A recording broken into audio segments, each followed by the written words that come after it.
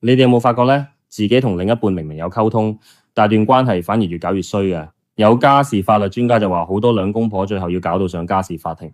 一開始根本唔係因為外遇，而係大家已經唔知點同對方溝通。真正嘅溝通從來唔係要證明自己幾有口才，而係你有冇去理解對方。佢仲點名講出7種錯誤溝通方式，唔好再以為自己好識講嘢啦。快啲入嚟睇下你中咗邊幾樣。第一種叫講贏型，你個腦唔係想去了解佢，而係諗住點樣反駁。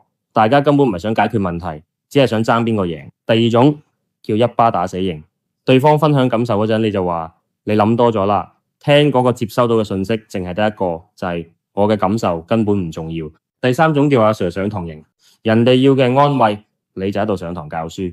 人哋淨係想要攬下，你就塞份筆記俾人，你話點會唔攰啊？第四種叫資格審查型，問題未討論就先封殺發言權，例如話你有冇帶過仔，你識咩啊？第五種叫翻舊帳型，講講下可以扯到去5年前嘅委屈，每次大戰都好似歷史總清算。第六種叫冷處理型，唔回應唔解釋，表面風平浪靜，其實先至最容易令關係失溫。最後一種叫假和平型，口頭禪係隨便你，心底話係我已經費事同你講。段關係最危險嘅時候，往往唔係鬧交，而係其中一方連鬧都費事鬧，淨係冷淡咁講一句算啦，我唔講啦。兩公婆如果連對話都斷埋，段關係就好似等緊收皮咁滯。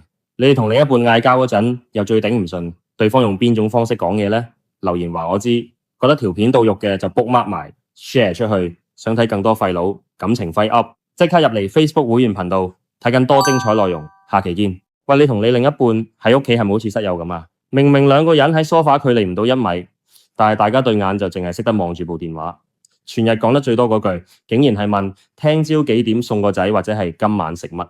如果你中咗呢，心理學上面有個名堂叫做假性親密啊。呢種冇嘈交冇出軌，但係情感連結斷晒線嘅狀態，其實喺香港呢類高壓城市入面係勁普遍嘅。諮詢入面足足佔咗3至4成咁多嘅。點解好地地一對親密伴侶會變咗做功能性室友呢？心理師就拆解咗3大死因。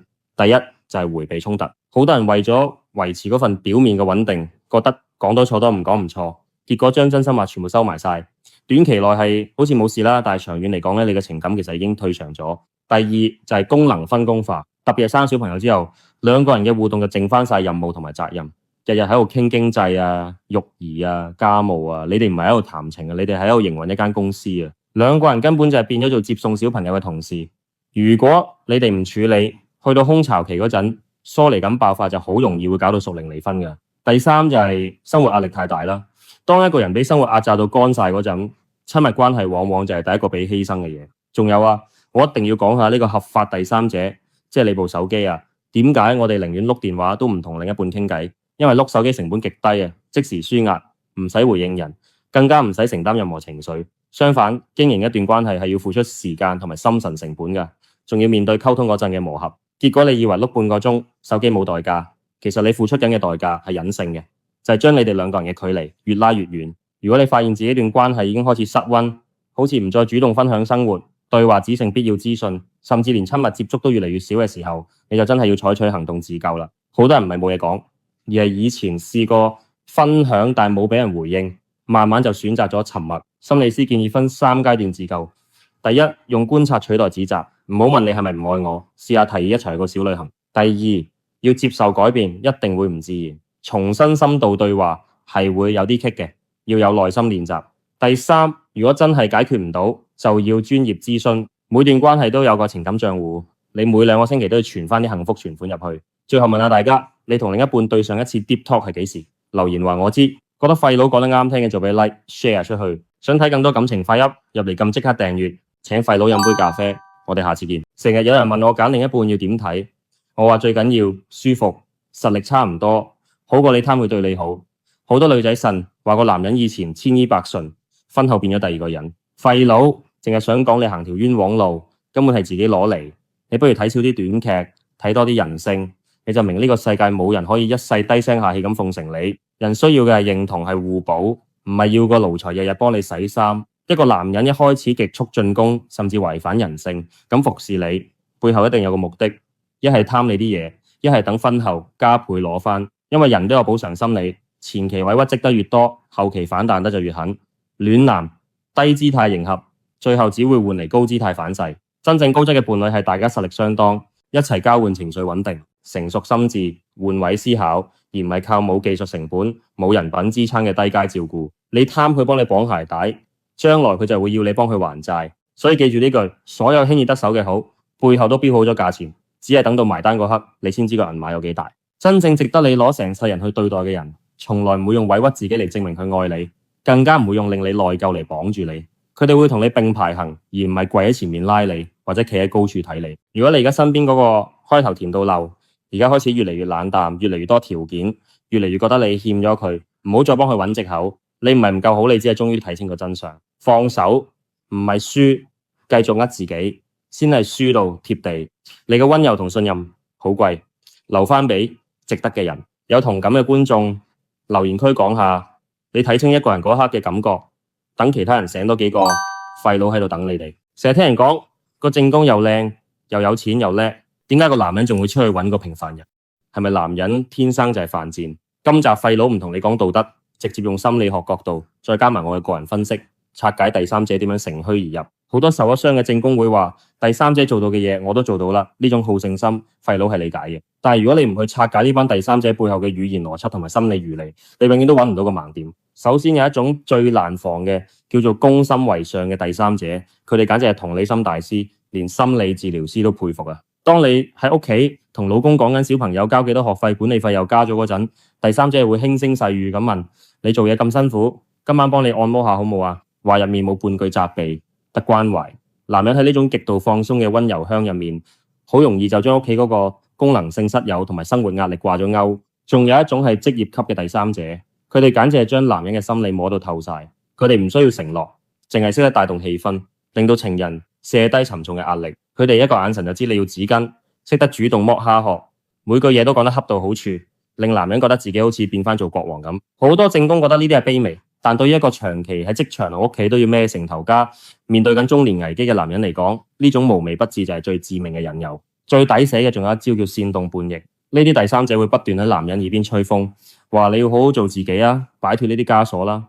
你已經為呢個家犧牲得夠多啦，佢根本睇唔到你嘅好，得我先至真正心痛你。呢啲說話對於一個想逃避責任嘅男人嚟講，簡直係最好嘅借口，令佢覺得自己唔係背叛緊家庭，而係喺度尋找自我。當正宮越係表現得強勢，條件越係好，男人喺你面前就越覺得自己渺小，最後就會走去第三者嗰度攞翻嗰種被需要、被崇拜嘅虛榮感。所以咧，感情會俾人趁虛而入，好多時係因為段關係入面個情感賬戶已經變咗負數，兩個人變咗做接送同事或者交租伙伴。當你喺度追求更高質嘅生活、更好嘅條件嗰陣，記得唔好掉低咗嗰份最原始嘅情感連結啊！最後問下大家，你覺得喺一段關係入面係條件重要啲，定係情緒價值重要啲啊？快啲 share 呢條片俾你身邊嘅人睇下，提醒佢哋唔好淨係識得做完美正宮，而唔記得咗做親密伴侶。想睇更多感情揮噏，直接撳立即訂閱，加入我會員頻道啦！我哋下次再傾。各位街坊，買樓賺年薪100萬都係次要啊，揀錯隔籬嗰位先至攞命。今日廢佬同你講，人生最重要嘅投資就係晚晚瞓你隔籬嗰個。最近睇咗位思想家講揀另一半嘅 talk， 幾有 feel， 同大家分享下。你諗下，返工唔開心可以劈炮，買股票輸錢可以止蝕，但係揀錯另一半，哇，真係好大鑊，直頭係計時炸彈啊！佢唔使出拳，淨係喺你最攰嗰陣講一句嘢，就將你內心平靜一夜 KO。所以揾啱對象仲重要過事業投資，因為冇咗平靜，贏咗世界都係輸家。好多人揀另一半好似選美睇樓，靚仔靚女，有車有樓，風趣幽默，以為冇得輸。其實呢啲短暫嘅吸引力就好似茶餐廳例湯，飲落好味，達落味精。日子耐咗，當佢因為塞車、爆粗、訂電話、外賣遲少少就黑面成日，你就明幽默唔可以當飯食，靚樣唔可以交電費。點揀？記住3條死線，冇退路。第一，誠信，講嘢要算數，唔好今日戒煙，聽日匿埋廁所偷食，仲賴隔離位同事。第二，身心健康，唔係要奧運選手，係要情緒穩定，唔好成日更年期提早降臨，要識得自己相處，自己都過得開心，唔係情緒勒索專家，成日冇咗你會死，伴侶唔係水泡啊。第三，內心平靜，重中之重，你唔想放工返屋企，好似入第二個戰場啩？一個內心平靜嘅人係避風港，暴躁嘅人將你生活變永遠8號風球。佢仲話要好似雕一家，互相將對方雕成最好嘅版本，前提你自己以為可造之材，爛木點雕都冇用。與其求神拜佛揾完美伴侶，不如做好自己，鍛鍊身體，睇多啲書，揾多啲錢，學控制情緒。當你變成誠信、平靜、有智慧，自然同頻嘅人會埋身，唔使揀，個天幫你篩選。總之，揀另一半唔係買餸，係揀一齊碌過幾十年風浪嘅戰友。短期激情係汽水，舊氣易漏；長期默契係普洱，越沖越有味。祝各位早日揾到你嗰杯茶。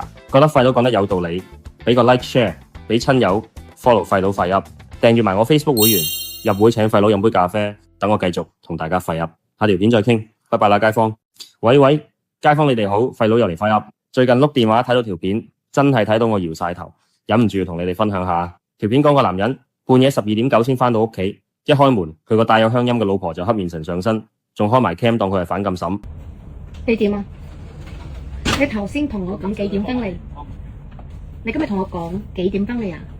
點解咁遲㗎？去邊啊？個老公攰到撲街，行去睇下床邊個 BB，點知個老婆都仲唔放過佢，最後點？罰錢啊！超過時間罰錢啊！俾錢啊！依家快啲啊！咁你超過時間咧，點樣都要罰500蚊噶啦。下次睇你夠唔夠膽，遲1分鐘罰500蚊啊！下次要個老公答500蚊紙出嚟當超時罰款，仲警告下次遲1分鐘罰5嚿。啲網民一面倒鬧爆，我都想鬧。好，今日唔同你講冷知識，講下人話，講下人性。各位靚女，你哋知唔知愛情呢家嘢最高級嘅拿捏係咩？就係乜都唔好理。係啊，你冇聽錯，唔係叫你躺平，而係戰略嚟噶。我成日收到 DM， 有女觀眾問廢佬，你平時講科學咁勁，可唔可以出翻一集冷知識，講下點樣先可以管得住個男人啊？喂，我話你知，你咁樣做只會攰到嘔血，而且你唔係拍緊拖，你係做緊高難度項目管理啊姐。你要個男人望住你，你記住一個 point， 你當自己係太陽，佢係地球，地球自然會圍住你轉。你使鬼擒高擒低去管佢咩？你諗下，好多女人成日 message 轟炸 check 行蹤，日日追問你愛唔愛我啊？喂，你喺男人眼中呢啲唔係愛，呢啲叫壓力，叫煩。你越做得勁，佢越覺得唞唔到氣，成個阿媽咁。我問你，有冇一個成年男人會對自己阿媽有 feel？冇啊嘛。所以想食得住另一半，要識逆道而行。第一，唔好管佢嘅行程，佢去邊同邊個食飯，關你咩事？你一追問，你即刻由女神變咗訓導主任。男人最憎俾人當反咁審噶，你唔問佢，反而覺得冇壓力，自然會追住同你分享。第二，唔好管佢嘅情緒，佢返工唔開心，面黑黑，你唔使第一時間撲過去尋根問底。男人頹緊嗰陣，中意自己匿埋入山洞，你硬要佢講唔係關心，係騷擾。你要做嘅，佢有佢面黑，你有你繼續碌 IG 睇 reels， 仲要笑得出。你嘅情緒唔好俾佢拖落水，呢種 power 先係最癲。第三，唔好管關係進度，唔好問我哋而家咩關係啊，你將來有咩打算啊？醒目嘅女人唔會同男人追答案，你只需要過好自己生活，唔開心就少啲見。當男人覺得咦好似就嚟冇咗你嘅時候，佢自然會主動黐翻嚟嘅，除非佢根本想飛你，咁你就快啲放生佢啦。總之唔理係一種智慧嚟噶，經唔起考驗嘅男人，早啲俾佢離場，你慳翻大把青春。你將花喺佢身上嘅心思用嚟提升自己，當你揾到更完美嘅自己，你自然咁打開大門，氣定神閒。到時係佢驚你走，唔係你驚佢走。想聽更多感情輝噏，記得 follow 晒我4個頻道，唔好錯過每一集。會員頻道仲有更多嘅精彩內容。街坊們，下期再見。